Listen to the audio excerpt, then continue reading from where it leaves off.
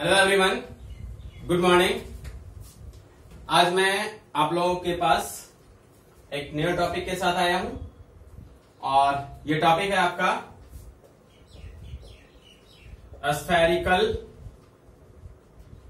Mirror.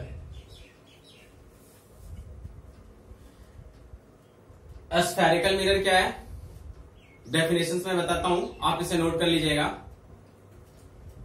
Those mirror which reflecting surface is curve, ऐसा mirror जिसका reflecting surface curve होता है स्फेरिकल मिरर कहलाता है। Those mirror which reflecting surface is curve is known as spherical mirror. There are two types of spherical mirror. Spherical mirror जो है two types का होता है, two types of spherical mirror. One is concave mirror, another is convex mirror. One is concave mirror, another is convex mirror. मैंने अभी अभी आपको बताया स्फेरिकल मिरर्स के टू टाइप्स होते हैं। ये है आपका कर्व्ड सरफेस। कर्व्ड सरफेस में अगर हम आउटसाइड पेंट करते हैं तो रिफ्लेक्टिंग सरफेस इनसाइड होगा और ये कहलाएगा आपका कॉन्केव मिरर। और ये जो है आपका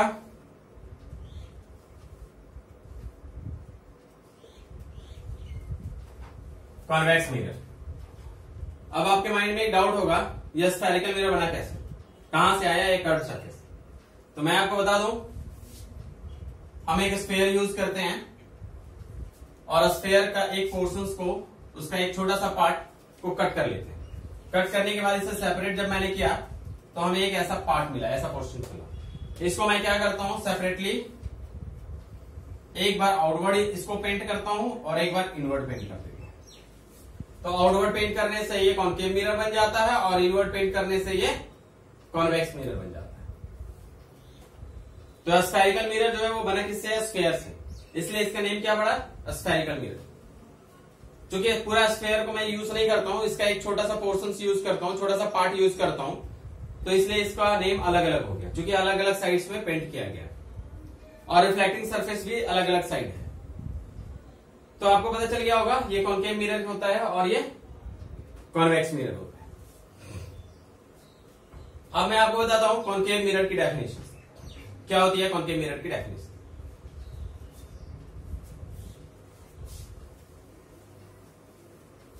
those spherical mirror which reflecting surface is inward,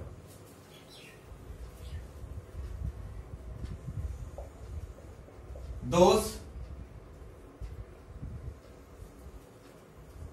spherical mirror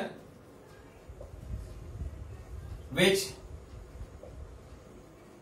reflective surface, those spherical mirror which reflecting surface is inward are known as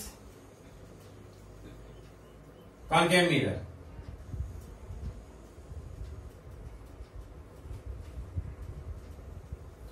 next आता है हमारे पास कॉन्वेक्स मिरर। मैं इसका भी डेफिनेशन नोट कर देता हूं। Those spherical mirror which reflecting surface is outward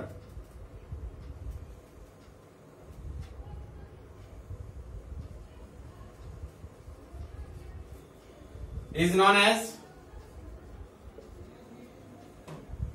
convex mirror.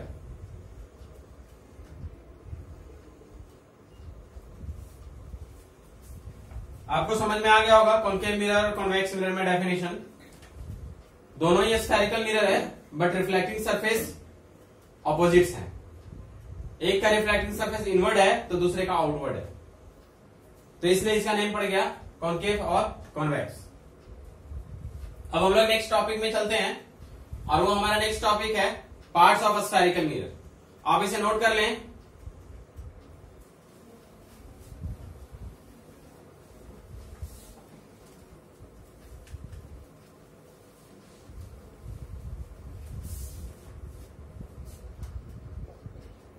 Parts of a spherical mirror. कोई भी आप पार्ट्स ले लीजिए, चाहे वो कॉनकेव हो या कॉन्वेक्स हो, दोनों के लिए सेम रहेगा। तो कोई भी एक फिगर बनाते हैं।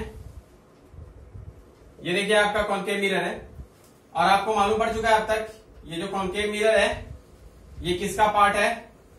स्फेयर का एक पार्ट है।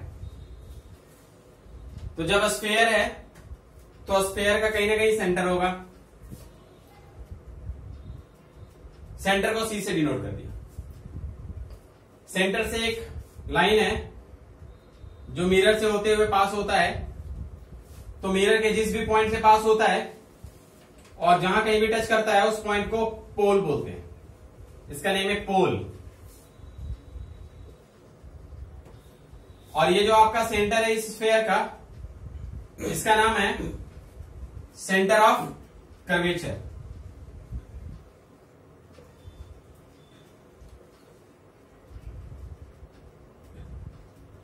Centre of curvature. और ये जो आपके स्ट्रेट लाइन है जो सेंटर ऑफ कर्वेचर और पोल से होकर के गुजरता है, पास होता है, the line which passes through centre of curvature and poles are known as principal axis.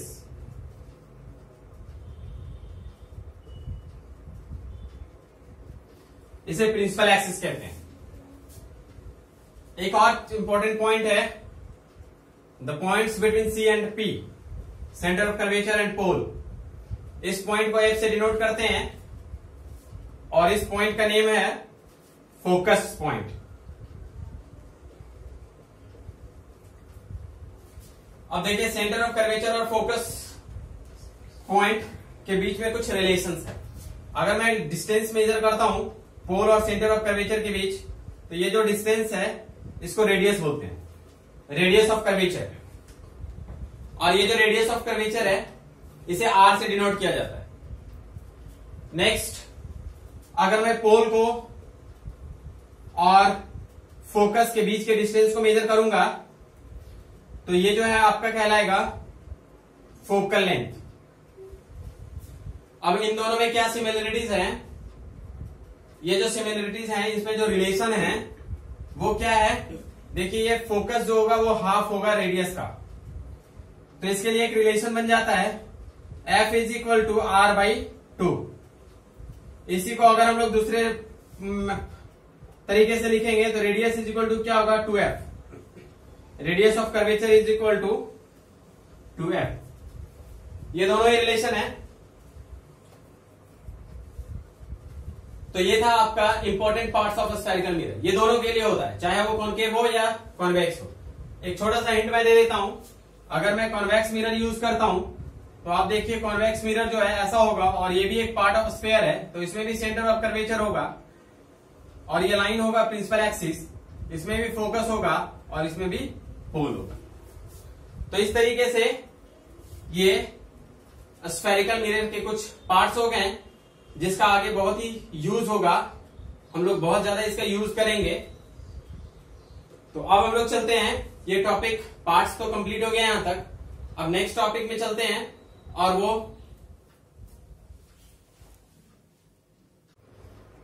तो चलिए आगे देखते हैं रिफ्लेक्शंस थ्रू स्फेरिकल मिरर।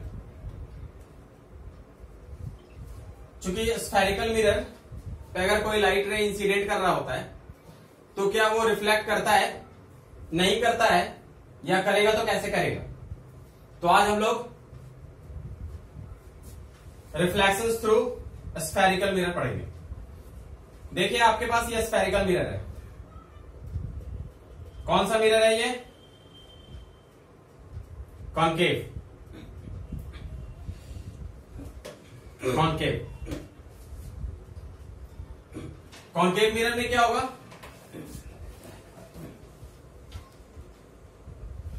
कोई भी लाइट का ये सोर्स है,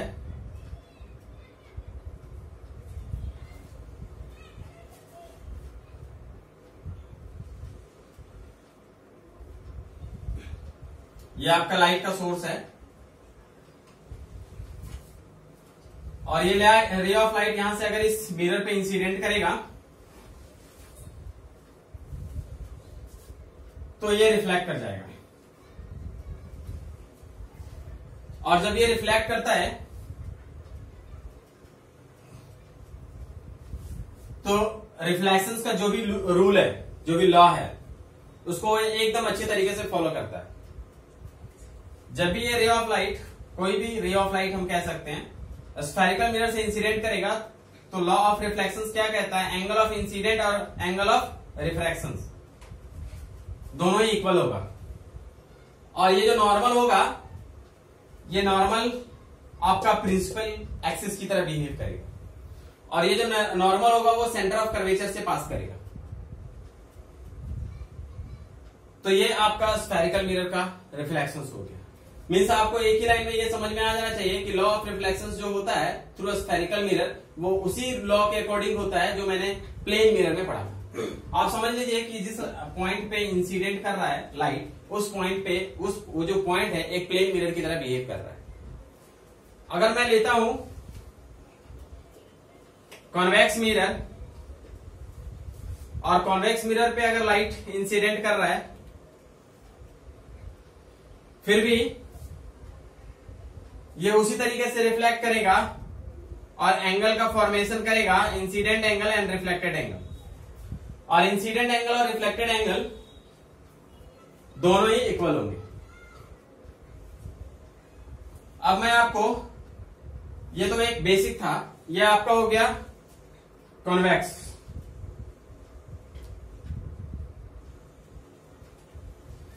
लेकिन मैं आपको बता दूं, ये जो कॉन्केव और कॉन्वेक्स मिरर होता है, मतलब स्फेरिकल मिरर जो होता है, इस स्फेरिकल मिरर में जो लाइट की सोर्स है, उस लाइट की सोर्स को अलग अलग पोजीशंस पे रखते हैं, मिरर से अलग अलग डिस्टेंस पे रखते हैं, तो जो रिफ्लेक्शन है वो कुछ अलग अलग तरीके से होता है। तो हम लोग क्या करेंगे, अलग अलग मिरर के लिए अलग अलग रिफ्लेक्शंस फाइंड करेंगे for different positions of object. सबसे पहले रिफ्लेक्शंस थ्रू कॉन्केव मिरर।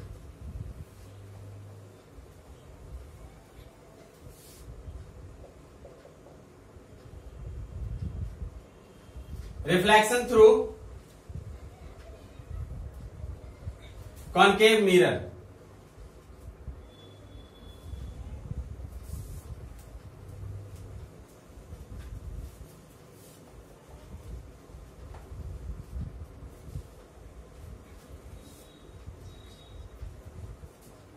इसमें बहुत सारे केसेस हैं, कंडीशंस हैं। फर्स्ट कंडीशन क्या होगा, व्हेन ऑब्जेक्ट एट इंफिनिटी।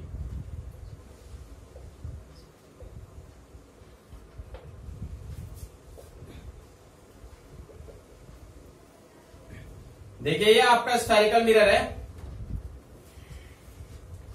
आपको मैंने नोमेनक्लेचर बता रखा है। ये फोकस हो गया, ये सेंटर ऑफ कर्वेचर हो गया। जब रे ऑफ लाइट आया और आकर के स्ट्राइक किया, ऑब्जेक्ट का इंफिनिटी है, तो आपको एक चीजें अपने माइंड में सेट कर लेना पड़ेगा कि जब भी कोई रे ऑफ लाइट इंफिनिटी से आ रहा होता है तो उस रे ऑफ लाइट को हम लोग पैरेलल इमेजिन कर लेते हैं। लाइट इंफिनिटी से आ रहा है इसलिए मैंने इमेजिन कर लिया, ऐसा मान लिया कि वो रे ऑफ लाइट जो है वो पैरेलल है, पैरेलल टू प्रिंसिपल एक्सिस। तो एक रे ऑफ लाइट इधर से आया, एक रे ऑफ लाइट इधर से आया। इस तरीके से आप ये मत समझिए कि सिर्फ केवल दो ही रे ऑफ लाइट आया, बहुत सारा आया। और जब ये रे ऑफ लाइट आया और मिरर से स्ट्राइक किया तो मैंने आपको बताया था कि ये रिफ्लेक्ट करेगा और बेंड हो जाएगा।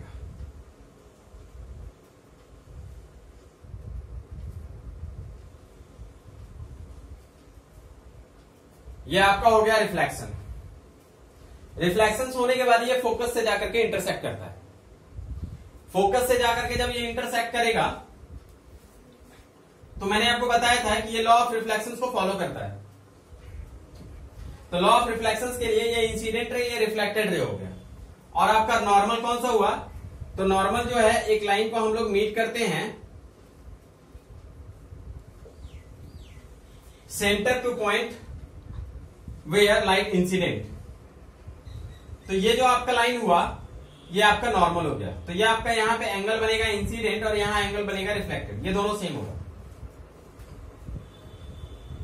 तो आपको एक माइंड सेट कर लेना पड़ेगा, when light coming from infinity then it behave as a parallel to the principal axis and after reflection it passes through focus। जब भी रे ऑफ लाइट इंफिनिटी से आ रहा होता है तो वो प्रिंसिपल एक्सिस के पैरेलल होता है और आफ्टर रिफ्लेक्शन ये फोकस से पास होता है, फोकस पे इंटरसेक्ट करता है। तो जब ये फोकस पे इंटरसेक्ट करेगा तो मैंने आपको बताया था कि ray of light after reflection जिस पॉइंट पे इंटरसेक्ट करता है इमेज वहीं पे बनता है। तो रे ऑफ लाइट फोकस पे इंटरसेक्ट किया, it means it meet at point focus, it means the image formed at focus.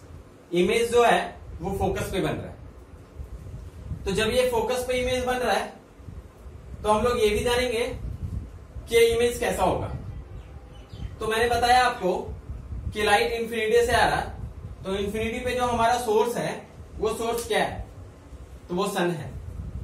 सन का शेप कैसा है, स्फेरिकल है, और यहां पे जो इमेज बन रहा है वो कैसा बन रहा है, स्फेरिकल बन रहा है।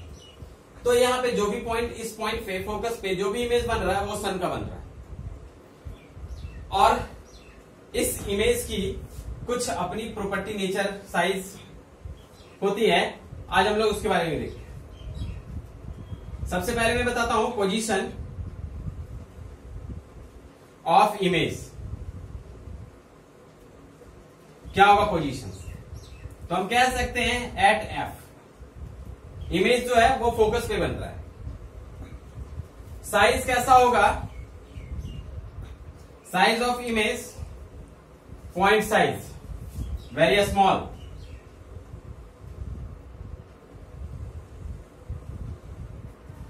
Point size very small, diminisized भी बोलते हैं, बहुत ही छोटा। नेचर, अब हम लोग आते हैं नेचर ऑफ इमेज। इसकी नेचर क्या होती है, तो इसकी जो नेचर है वो रियल है एंड इन्वर्टेड। रियल इमेज और इन्वर्टेड इमेज, आपको एक नया वर्ड सुनने को मिला, रियल, इन्वर्टेड। तो मैं थोड़ा सा एक्सप्लेन कर दूं, रियल क्या होता है, the image which is formed on screen which can be represented on screen.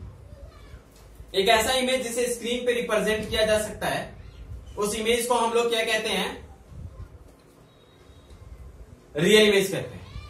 और इन्वर्टेड का मतलब क्या हुआ, आपको मैं ये जो रिफ्लेक्शन थ्रू कॉन्केव मिरर है इसके बहुत सारे कैटेगरीज अभी आएंगे, बहुत सारे केसेस आएंगे, उनमें आपको देखने को मिलेगा कि कुछ इमेज ऐसे होते हैं जो प्रिंसिपल एक्सिस के ऊपर बनेंगे, कुछ ऐसे होते हैं जो नीचे बनेंगे। जो प्रिंसिपल एक्सिस के नीचे बनेगा उसको हम लोग इन्वर्टेड बोलते हैं। तो आपको समझ में आ गया होगा रियल क्या होता है। रियल का मतलब होता है the image which can be represent on screen. आगे और भी हम लोग कंडीशंस लेंगे और उस कंडीशन में हम लोग एक्सप्लेन करेंगे। तो अभी देखते हैं फिलहाल इस कंडीशंस में नेचर की इमेज क्या, इस इमेज की नेचर क्या होगी, रियल एंड इन्वर्टेड।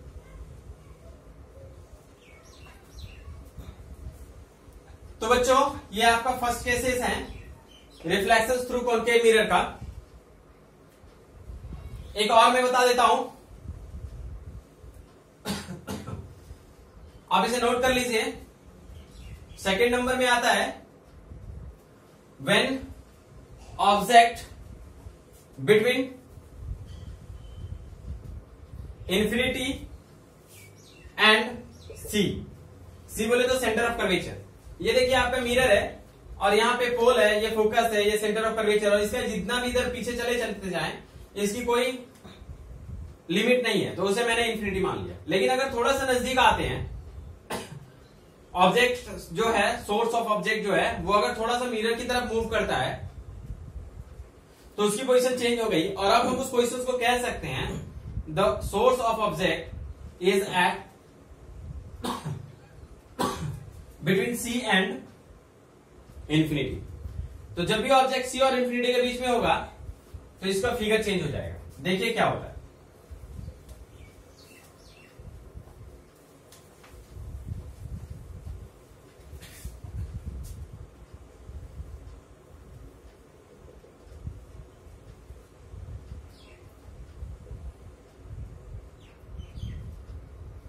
यह आपका ऑब्जेक्ट है ए बी। मैंने बताया था इमेज फॉर्मेशंस के लिए मिनिमम 2 रेज चाहिए होता है।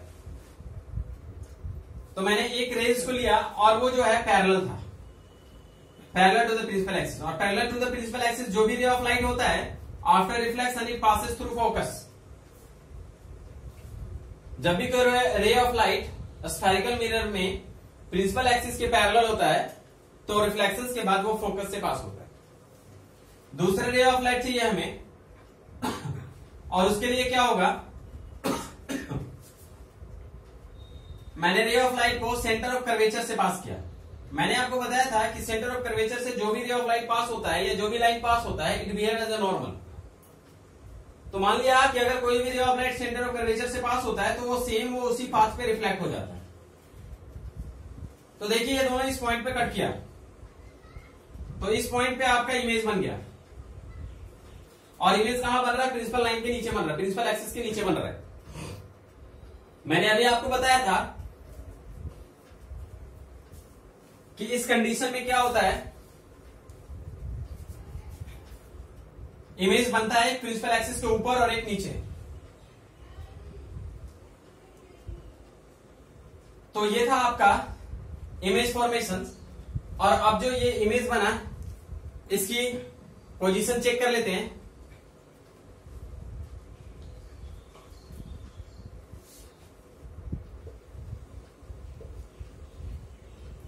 Size, position, size and nature. Positions of image, size of image, nature of image, position of image, size of image and nature of image. Positions कहां है आप देख के बता सकते हैं, between C and F, C and F. Size क्या है, स्मॉलर देन ऑब्जेक्ट। और नेचर क्या है, तो आपका जो नेचर है रियल एंड इन्वर्टेड। देखिए मैंने इसका टॉपिक लिखा है रिफ्लेक्शंस थ्रू कॉन्केव मिरर। आप इसे लिख सकते हैं formation of image by spherical mirror भी लिख सकते हैं। तो मैं टॉपिक चेंज कर देता हूं, अगर किसी को डाउट लगता हो तो आप ये भी समझ सकते हैं इससे भी। Formation of image by spherical mirror.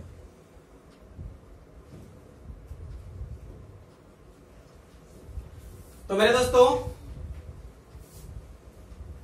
जब लाइट रिफ्लेक्ट करेगा और आफ्टर रिफ्लेक्शन ये जिस पॉइंट पे इंटरसेक्ट करेगा, इमेज वहीं बनेगा।